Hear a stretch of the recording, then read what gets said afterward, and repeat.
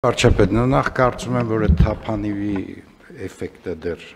սպասում ենք, որ կլինի, եւ երկրորդը ես կարծում եմ պիտի խնդրենք, որ բանկերը ավելի ինտենսիվ կոնտակտ կազմակերպեն, որովհետեւ հիշում եք, որ այս ծրագիրը ունի դուալ էֆեկտ, իրանք էլ են ստանում էֆեկտներ, որովհետեւ կապիտալ է վերականգնում։ Կարող է այսօր չէ, բայց վաղը ամեն այդ ժամկետանց վարկը դառնում է ստանդարտ վարկ իր եկամտի իր մարման աղբյուրով։ Եվ այդ իմաստով ուղղակի ես կասկած ունեմ, որ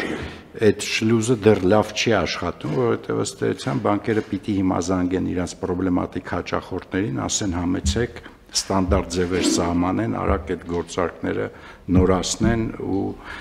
ես վստահ եմ նաև, որ հիմա քանի որ սկզբնական փուլ է, կան մարդիկ, որոնք ուզում են զանգում են բանկ, այնտեղ դեռ լավ չի աշխատում շղթան, իրանց ասում են վաղը զանգեք եւ այլ։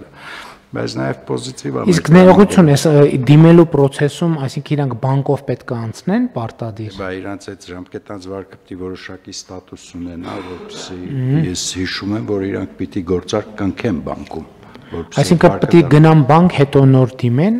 այդպես է պրոցեդուրը։ Չէ, դիմումների ընթացակարգով ինքը եթե դասակարգված է արդեն 3 տարի եւ ավել անհուսալի դասով, դիմումների ընթացակարգը այսպեսին է կամ առցանց են դիմում առհասարակ Չէ, նկատի ունեմ իր վարկի մասին տվյալ պետք է։ Տվյալները առկա են, շտեմարանները փոխկապակցված են։ Այսինքն բանկից այսպես ասած տեղեկանք վերցնելու անհրաժեշտություն։ Չէ, ոչ մի տեղեկանք որևէ տեղից քաղաքացին չի վերցնում, ամբողջ process-ը մենք թվայնացրել ենք, եթե